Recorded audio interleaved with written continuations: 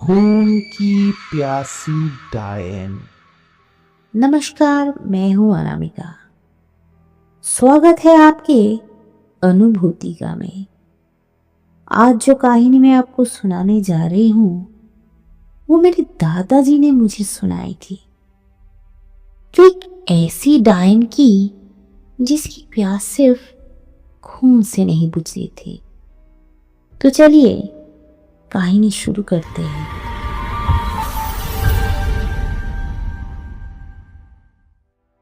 गांव के नाम थे नरेनपुर। चारों तरफ घने जंगल और बीच में बसे एक छोटा सा गांव, जहां रात होते ही लोग घरों में बंद हो जाते थे। बाहर निकलने की किसी की हिम्मत नहीं होती थी, क्योंकि खून की प्यासी डायन घूमती थी। बड़े बुजुर्ग कहते थे कि कोई भी अगर आधी रात के बाद गांव के पुराने कुएं के पास गए तो जिंदा नहीं लौटती थी। वहां से लोगों की लाश मिलती थी, सूखी हुई, जैसे उनके शरीर से सारा खून निकल लिए गए हो। गांव वालों ने कई बार तांत्रिक को बुलाए थे, लेकिन किसी के मंत्र काम नहीं आए। लोग कहते थे कि डाइन के खौफ इतने थे कि हवा भी उसके नाम से कांपते थे। शामू गांव के सबसे निडर लड़के थे। उसने बुजुर्ग की बात सुनी, लेकिन उस बातों पर विश्वास नहीं किए थे। उसने हंसते हुए कहा, ये डायन वाइन कुछ नहीं होती। ये सब कहानियां लोगों को डराने के लिए बनाई जाती है। एक दिन दोस्तों के साथ शर्त लग गई। शर्त ये थी कि सामू को रात में कुएं के पास जाकर देखना होगा कि वहां सचमुच कोई डायन है या नहीं। रात हुई, चांद बादलों में छिप गए थे और चारों तरफ अजीब सी सन्नाटे थी। शामू हंसते हुए कुएं के पास गए और वहां जाकर जोर जोर से चिल्लाए, अरे ओ डायन, तुम यहाँ हो भी या नहीं? हो तो मेरे सामने आओ, मैं यहाँ हूँ। कुछ पल के लिए सब कुछ शांत रहे। फिर कुएं के अंदर से अजीब सी आवाजें आने लगी।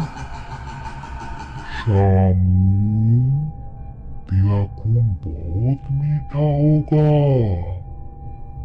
शाम के चेहरे से हंसी गायब हो गई। उसने पीछे मुड़कर भागने की बहुत कोशिश की, लेकिन उसके पैर जमीन पे चिपक गए, जैसे किसी ने उसकी पैर जमीन में खींच रखी हो। फिर कुएं से एक काली लंबी परछाई निकली।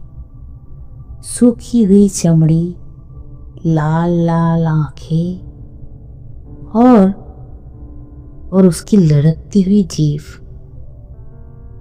वो कोई और नहीं, डायन थी। शामू की चीख गूंज उठी, लेकिन अगले ही पल सब शांत हो गए। अगली सुबह गांव वाले को कुएं के पास शामू की लाश मिली, सूखी हुई, बिना खून की। उसकी आंखें फटी हुई थी, जैसे उसने कुछ बहुत डरावनी चीज देखी हो। उसके बाद गांव के लोग और भी डर गए। कुएं को पत्थरों से ढाक दिए गए। लेकिन कहते हैं रात के समय वहां से कोई हल्की सी आवाज आती है। कोई नहीं जानती कि डायन कौन थी, कहां से आई थी। लेकिन एक बात तय है, वो आज भी खून की प्यासी है और शायद अगली नंबर तुम्हारी हो सकती है। आप सुन रहे थे एक खून की प्यासी डायन की कहानी। क्या आपके गांव में भी वैसी कोई डरावनी कहानी है? मुझे जरूर बताएं। हम फिर मिलेंगे एक और खतरनाक कहानी के साथ। तब तक रात को अकेले बाहर मत निकलना।